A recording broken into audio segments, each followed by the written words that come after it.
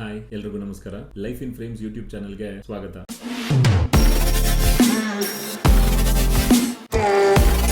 ನಾನು ನಿಮ್ಮ ಶ್ರೀನಿವಾಸ್. ಇವತ್ತಿನ ವಿಡಿಯೋದಲ್ಲಿ ನಮ್ಮ ಫ್ಯಾಮಿಲಿ ಲೈಫ್ ಅಲ್ಲೇ ತುಂಬಾನೇ ಸ್ಪೆಷಲ್ ಆಗಿರುವಂತ ಒಂದು ಟ್ರಿಪ್ ಎಕ್ಸ್ಪೀರಿಯನ್ಸ್ ನ ನಿಮ್ಮ ಹತ್ರ ಶೇರ್ ಮಾಡ್ತಾ ಇದ್ದೀನಿ. ಅದೇನಂದ್ರೆ ನಮ್ ಬೇಬಿಗೆ 6 ತಿಂಗಳಿದ್ದಾಗ ಅವನ ಜೊತೆ ಫಸ್ಟ್ ಟೈಮ್ ಫ್ಲೈಟ್ ಜರ್ನಿ ಮಾಡಿದ್ದು, ಮತ್ತೆ ಮಥುರಾದಲ್ಲಿರೋ ಶ್ರೀಕೃಷ್ಣ ಜನ್ಮಸ್ಥಳಕ್ಕೆ ಕರ್ಕೊಂಡು ಹೋಗಿದ್ದು, ಜೊತೆಗೆ ಎಲ್ಲೆಲ್ಲಿ ಹೋಗಿದ್ವಿ, ಯಾವ್ಯಾವ ಜಾಗ ನೋಡಿದ್ವಿ ಅಂತ ಎಲ್ಲ ಎಕ್ಸ್ಪ್ಲೈನ್ ಮಾಡ್ತೀನಿ. ವಿಡಿಯೋನ ಸ್ಕಿಪ್ ಮಾಡದೆ ಕೊನೆ ತನಕ ನೋಡಿ. ಈ ಟ್ರಿಪ್ ಶುರು ಆಗೋದಕ್ಕೂ ಮುಂಚೆನೆ ತುಂಬಾ ಎಕ್ಸೈಟ್ಮೆಂಟ್ ಜೊತೆಗೆ ಟೆನ್ಷನ್ ಕೂಡ ಇತ್ತು. ಯಾಕೆಂತಂದ್ರೆ ನಮ್ ಪಾಪು ಜೊತೆ ನಾವು ಟ್ರಾವೆಲ್ ಮಾಡ್ತಿರೋ ಫಸ್ಟ್ ಫ್ಲೈಟ್ ಜರ್ನಿ. ಅವ್ನು ಹೇಗ್ ರಿಯಾಕ್ಟ್ ಮಾಡ್ತಾನೋ, ಟೇಕ್ ಆಫ್ ಆಗೋ ಟೈಮಲ್ಲಿ ಹೇಗಿರುತ್ತೆ, ಲ್ಯಾಂಡಿಂಗ್ ಆಗೋ ಟೈಮಲ್ಲಿ ಹೇಗಿರುತ್ತೆ ಅಂತ ತುಂಬಾನೇ ಟೆನ್ಷನ್ ಇತ್ತು. ಆದ್ರೆ ಕೊನೆಗೆ ನಡೆದಿದ್ ಮಾತ್ರ ಬೇರೆನೆ. ಫಸ್ಟ್ ಟೈಮ್ ಪಾಪು ಜೊತೆ ಟ್ರಾವೆಲ್ ಮಾಡ್ತಿದ್ರಿಂದ ಯಾವುದೇ ತರ ಮಿಸ್ಟೇಕ್ ಆಗಬಾರ್ದು ಮತ್ತೆ ರಿಸ್ಕ್ ತಗೋಬಾರ್ದು ಅನ್ನೋ ಕಾರಣಕ್ಕೆ ತುಂಬಾ ಯೋಚನೆ ಮಾಡಿ ಪ್ಲಾನ್ ಮಾಡಿದ್ದೆ. ಸೊ ಅದಕ್ಕೆ ಪ್ಯಾಕಿಂಗ್ ವಿಚಾರದಲ್ಲಿ ಕಾಂಪ್ರಮೈಸ್ ಮಾಡ್ಕೊಂಡೇ ಇರಲಿಲ್ಲ.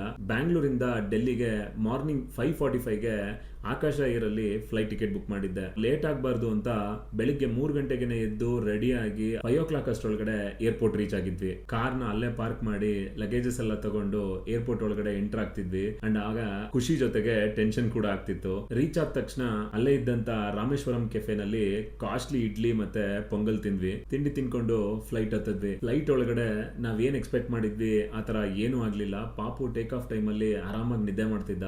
ಈ ರೀತಿ ಆರಾಮಾಗಿರ್ತಾನೆ ಅಂತ ನಾವ್ ಎಕ್ಸ್ಪೆಕ್ಟೇ ಮಾಡಿರ್ಲಿಲ್ಲ. ಎಕ್ಸ್ಪೀರಿಯನ್ಸ್ ತುಂಬಾನೇ ಚೆನ್ನಾಗಿತ್ತು. ಅಂಡ್ ಇಲ್ಲಿ ಒಂದ್ ಮಿಸ್ ಮಾಡದೇ ಇರೋ ವಿಷಯ ಏನ್ ಹೇಳ್ಬೇಕು ಅಂತಂದ್ರೆ, ಯಾವುದೇ babies first time flight journey ಮಾಡಿದ್ರೆ ಫಸ್ಟ್ ಫ್ಲೈಟ್ ಸರ್ಟಿಫಿಕೇಟ್ ಅಂತ ಏರ್ಲೈನ್ಸ್ ಕಡೆಯಿಂದ ಸಿಗುತ್ತೆ. ಅದನ್ನ ನಾವು ಮುಂಚೆನೆ ತಿಳ್ಕೊಂಡಿದ್ವಿ. ಅದಕ್ಕೇನೆ ಚೆಕ್ ಇನ್ ಆಗೋದಕ್ಕೂ ಮುಂಚೆನೆ ಕೌಂಟರ್ ಅಲ್ಲೇ ಇನ್ಫಾರ್ಮ್ ಮಾಡಿದ್ರೆ ಇದು ನಮ್ ಬೇಬಿ ಫಸ್ಟ್ ಫ್ಲೈಟ್ ಅಂತ ಹೇಳಿದ್ರೆ, ಯಾವ ಬೇಬೀಸ್ ಫಸ್ಟ್ ಟೈಮ್ ಟ್ರಾವೆಲ್ ಮಾಡ್ತಿದ್ಯೋ ಆ ಬೇಬೀಸ್ಗೆಲ್ಲ ಫಸ್ಟ್ ಫ್ಲೈಟ್ ಸರ್ಟಿಫಿಕೇಟ್ ಕೊಡ್ತಾರೆ. ಆಕ್ಚುಲಿ ಕೆಲವೊಂದು ಫ್ಲೈಟ್ಸ್ ಅಲ್ಲಿ ಇದು ರೆಡಿ ಅವೈಲಬಲ್ ಇರಲ್ಲ ಅನ್ನೋ ಕಾರಣಕ್ಕೆ ನಾವೇನೆ ಪ್ರಿಂಟ್ ಮಾಡ್ಕೊಂಡು ತಗೊಂಡ್ ಬಂದ್ರೆ ಕ್ಯಾಬಿನ್ ಕ್ರೂಸ್ ಮತ್ತೆ ಪೈಲಟ್ ಅದಕ್ಕೆ ಸಿಗ್ನೇಚರ್ ಆಗಿ ಕೊಡ್ತಾರೆ. ಆಕಾಶ ಏರ್ ಅಲ್ಲಿ ಅವ್ರದೇ ಸರ್ಟಿಫಿಕೇಟ್ ಇದ್ದಿದ್ರಿಂದ ನಮಗ್ ತುಂಬಾನೇ ಹೆಲ್ಪ್ ಆಯ್ತು. ಇದೆಲ್ಲ ಮುಗಿಸ್ಕೊಂಡು ಡೆಲ್ಲಿ ರೀಚ್ ಆಗ್ತಿದ್ದಂಗೆ ಟೈಮ್ ಆಲ್ಮೋಸ್ಟ್ 8:30 9 o'clock ಆಗಿತ್ತು ಮಾರ್ನಿಂಗ್. ಎಕ್ಸಿಟ್ ಆಗ್ತಿದ್ದಂಗೆ ಪಾಪುಗೆ ಲೈಟ್ ಆಗಿ ಫುಡ್ ತಿನ್ಸಿ ಅಲ್ಲೇ ಟೈಮ್ ಸ್ಪೆಂಡ್ ಮಾಡ್ತಾ ಇದ್ವಿ. ಆಕ್ಚುಲಿ ನಾನು ಡೆಲ್ಲಿನಲ್ಲಿ ಸವಾರಿ ಕ್ಯಾಬ್ಸ್ ಅನ್ನೋ ವೆಬ್ಸೈಟ್ ಇಂದ ಕ್ಯಾಬ್ ನ ಬುಕ್ ಮಾಡಿದ್ದೆ. ಡೆಲ್ಲಿಯಿಂದ ಆಗ್ರಾ ಇಂದ ಮಥುರಾ, ಬೃಂದಾವನ ಮತ್ತೆ ಡೆಲ್ಲಿ ಏರ್ಪೋರ್ಟ್ ಗೆ ಡ್ರಾಪ್ ಮಾಡೋದಕ್ಕೆ ಕಂಪ್ಲೀಟ್ ಆಗಿ ಒಂದೇ ಕ್ಯಾಬ್ ಸವಾರಿ ಕ್ಯಾಬ್ ಅಲ್ಲಿ ಬುಕ್ ಮಾಡ್ಕೊಂಡಿದ್ದೆ. ಪಾಪುಗೆ ನೀಟಾಗಿ ಫುಡ್ ತಿನ್ಸಿ ಕ್ಯಾಬ್ ಹತ್ಕೊಂಡ್ವಿ. ಸೊ ಆನ್ ದ ವೇ ನಾವು ನೆಕ್ಸ್ಟ್ ಜರ್ನಿ ಸ್ಟಾರ್ಟ್ ಮಾಡಿದ್ದೆ ಆಗ್ರಾಗೆ. 4 hours ಜರ್ನಿ ಇತ್ತು. ನಾವು ಆಗ್ರಾ ರೀಚ್ ಆಗೋ ಅಷ್ಟೊಳಗಡೆ 2 o'clock ಆಗಿತ್ತು.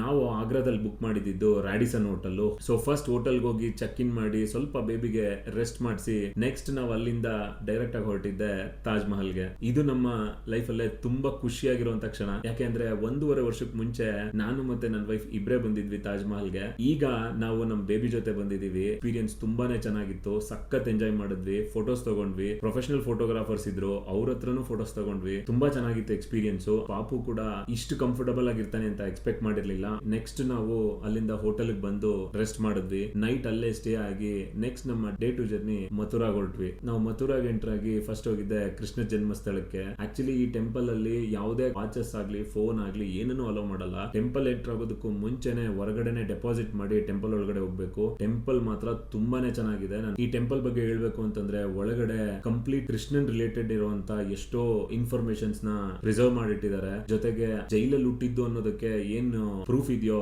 ಅದೇ ತರನೇ ಟೆಂಪಲ್ ಎಂಟರ್ ಆಗ್ತೀವಿ. ಒಳಗಡೆ ಹೋಗ್ಬೇಕಾದ್ರೆ ಆ ಎಕ್ಸ್ಪೀರಿಯನ್ಸ್ ಹಾಗೆ ಫೀಲ್ ಆಗುತ್ತೆ. ನಿಜವಾಗ್ಲೂ ಆ ವೈಬ್ರೇಷನ್ಸ್ ಕೂಡ ಫೀಲ್ ಆಗುತ್ತೆ. ನೆಕ್ಸ್ಟ್ ನಾವು ಹೊರಟಿದ್ದೆ ಬೃಂದಾವನ್ಗೆ. ಬೃಂದಾವನ್ಗೆ ಹೋಗಿ ಹೋಟೆಲ್ ಅಲ್ಲೇ ಚೆಕ್ ಇನ್ ಆಗಿ ಅಲ್ಲೇ ಸ್ವಲ್ಪ ಹೊತ್ತು ರೆಸ್ಟ್ ಮಾಡಿ ನೆಕ್ಸ್ಟ್ ನಾವು ಹೊರಟಿದ್ದೆ ಬೃಂದಾವನ್ ನೋಡೋದಕ್ಕೆ. ಆಕ್ಚುಲಿ ಬೃಂದಾವನ್ ಅಲ್ಲಿ ಹೊರಗಡೆ ಕೃಷ್ಣಂದು ಲೈಟ್ ಶೋಸ್ ಆಗ್ಬೋದು, ಸ್ಟ್ಯಾಚ್ಯೂಸ್ ಅಲ್ಲಿ ಸ್ಟೋರೀಸ್ ಎಕ್ಸ್ಪ್ಲೈನ್ ಮಾಡಿರೋದು ತುಂಬಾ ಚೆನ್ನಾಗಿದೆ. ಅದನ್ನ ನೋಡೋಣ ಅಂತ ಹೊರಟ್ವಿ. ಬಟ್ ಲಿಟ್ರಲಿ ನನ್ಗೆ ಗೊತ್ತಿರಲಿಲ್ಲ ಏನ್ ನಡೀತಿದೆ ಅಂತ. ಅಷ್ಟು ಕ್ರೌಡ್ ಇತ್ತು. ಎಕ್ಸ್ಪೆಕ್ಟೇ ಮಾಡಿರ್ಲಿಲ್ಲ ನಾನು. ಆ ಕ್ರೌಡ್ ನೋಡಿ ಜಾಸ್ತಿ ಟೈಮ್ ವೇಸ್ಟ್ ಮಾಡ್ದೇನೆ ಹೋಟೆಲ್ ಬಂದು ಊಟ ಮಾಡಿ ರೆಸ್ಟ್ ಮಾಡಿ ನೆಕ್ಸ್ಟ್ ಡೇ ವಾಪಸ್ ಹೊರಡೋದಕ್ಕೆ ರೆಡಿ ಆಗ್ತಿದ್ವಿ. ಇನ್ನು ಡೇ 3 ಬೆಳಗ್ಗೆನೆ ಬೇಗ ಎದ್ದು ನಮ್ ಜರ್ನಿನ ಬ್ಯಾಕ್ ಟು ಡೆಲ್ಲಿಗೆ ಸ್ಟಾರ್ಟ್ ಮಾಡಿದ್ವಿ. ಈವ್ನಿಂಗ್ ಫ್ಲೈಟ್ ಗೆ ರೀಚ್ ಆಗೋ ತರ ಆರಾಮಾಗಿ ಏರ್ಪೋರ್ಟ್ ರೀಚ್ ಆದ್ವಿ.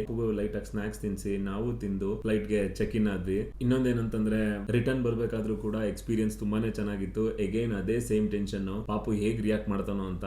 ಬಟ್ ಲಿಟ್ರಲಿ ಈ ಸಲನೂ ಕೂಡ ಸೇಮ್. ಟೇಕ್ ಆಫ್ ಆಗ್ಬೇಕಾದ್ರೆ ಆಗ್ಲಿ ಲ್ಯಾಂಡಿಂಗ್ ಆಗ್ಬೇಕಾದ್ರೆ ಆಗ್ಲಿ ಪಾಪು ಆರಾಮಾಗಿ ನಿದ್ದೆ ಮಾಡ್ದ. ಮಧ್ಯದಲ್ಲಿ ಕೂಡ ಎಂಜಾಯ್ ಕೂಡ ಮಾಡ್ದ. ಅಂಡ್ ಕ್ಯಾಬಿನ್ ಕ್ರೂಗಳು ಕೂಡ ಅವನನ್ನ ಮಾತಾಡಿಸ್ತಾ ಇದ್ರು. ಏರ್ಪೋರ್ಟ್ ರೀಚ್ ಆದ್ವಿ. ರೀಚ್ ಆಗ್ತಿದ ತಕ್ಷಣನೇ ತುಂಬಾನೇ ಖುಷಿ ಆಗ್ತಿತ್ತು. ಯಾಕಂದ್ರೆ ನಾವ್ ಅನ್ಕೊಂಡಂಗೆ ಪಾಪುನ ಮಥುರಾದಲ್ಲಿರೋ ಕೃಷ್ಣ ಜನ್ಮಸ್ಥಳಕ್ಕೆ ಕರ್ಕೊಂಡು ಹೋಗಿದ್ದು ವಾಪಸ್ ಬರ್ತಿದ್ವಿ. ಅಂಡ್ ಫಸ್ಟ್ ಫ್ಲೈಟ್ ಜರ್ನಿ ಕೂಡ ಕಂಪ್ಲೀಟ್ ಆಗಿತ್ತು. ಯಾರಿಗೆ ಆಗ್ಲಿ ನಾನ್ ಸಜೆಸ್ಟ್ ಮಾಡೋದೇನಂತಂದ್ರೆ, ಎಷ್ಟು ಸಾಧ್ಯ ಆಗುತ್ತೋ ಅಷ್ಟು ಮಕ್ಳ ಜೊತೆ ಆಗ್ಲಿ ಪಾಪು ಜೊತೆ ಆಗ್ಲಿ ಟ್ರಾವೆಲ್ ಮಾಡಿ ಮಾಡಿ ಬೆಂಗಳೂರು ರೀಚ್ ಆಗ್ತಿದ್ದಂಗೆನೆ ಲಗೇಜ್ ಎಲ್ಲ ತಗೊಂಡು ನಮ್ದೇ ಕಾರಲ್ಲೇ ಮನೆಗೆ ಹೊರಟ್ವಿ. ಈ ವಿಡಿಯೋ ನಿಮ್ಗೆ ಇಷ್ಟ ಆಗಿದ್ರೆ ಲೈಕ್ ಮಾಡಿ, ಶೇರ್ ಮಾಡಿ, ಸಬ್ಸ್ಕ್ರೈಬ್ ಮಾಡೋದನ್ನ ಮಾತ್ರ ಮರಿಬೇಡಿ. ಇದೇ ರೀತಿ ಟ್ರಾವೆಲ್ ವ್ಲಾಗ್ಸ್ ಜೊತೆ ಇನ್ಫಾರ್ಮೇಟಿವ್ ವಿಡಿಯೋಸ್ನು ಕೂಡ ಯೂಟ್ಯೂಬ್ ಅಲ್ಲಿ ಅಪ್ಲೋಡ್ ಮಾಡೋಣ ಅಂತ ಅನ್ಕೊಂಡಿದೀನಿ. ನಿಮ್ ಸಪೋರ್ಟ್ ನನಗೆ ತುಂಬಾನೇ ಮುಖ್ಯ.